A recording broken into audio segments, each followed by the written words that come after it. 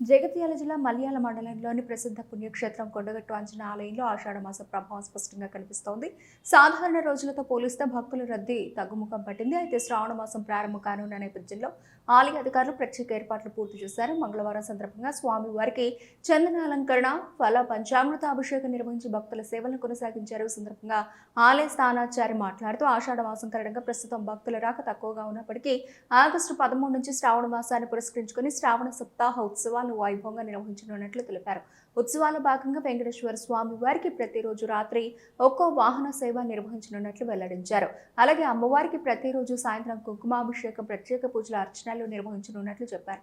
శ్రావణ మాసంలో వేలాది మంది భక్తులు కొండగట్టు క్షేత్రానికి తరలివచ్చే అవకాశం ఉన్నందున అందుకు అనుగుణంగా అన్ని ఏర్పాట్లు చేస్తున్నట్లు తెలిపారు. సర్వలోక శరణ్యాయ ఆంజనేయాయ మంగళం. తెలంగాణ రాష్ట్రంలోని ప్రసిద్ధ పుణ్యక్షేత్రమైన కొండగట్టు ఆంజనేయ స్వామివారి క్షేత్రంలో ఈరోజు మంగళవారాన్ని పురస్కరించుకొని స్వామివారికి ఉదయమే చంద్రాలంకరణ, ఫల పంచామృత అభిషేకం, సహస్రనామార్చన చేసుకుని ఉన్నాం. రద్దీ చాలా తక్కువగా ఉంది. ఎందుచేతంటే ఆషాఢ మాసం కాబట్టి రద్దీ తక్కువగా ఉంది. అదేవిధంగా మనకు గురువారం నుండి ఎల్లుండి 13వ తారీఖు నుంచి 7 రోజుల పాటు శ్రావణ మాసాన్ని పురస్కరించుకొని శ్రావణ సప్తాహ ఉత్సవాలు కూడా ప్రారంభించబడతాయి.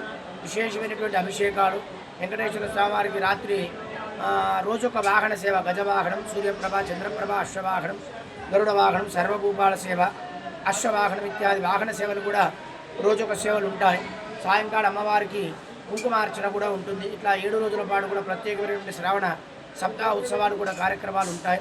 కాబట్టి పవిత్రమైన శ్రావణ మాసంలో భక్తులందరూ కూడా అధిక సంఖ్యలో పాల్గొని స్వామివారి అవ్యాజమైన కృపకు పాత్రలు కావాల్సిందిగా కోరుతున్నాం. జై శ్రీరామ్, జై హనుమాన్.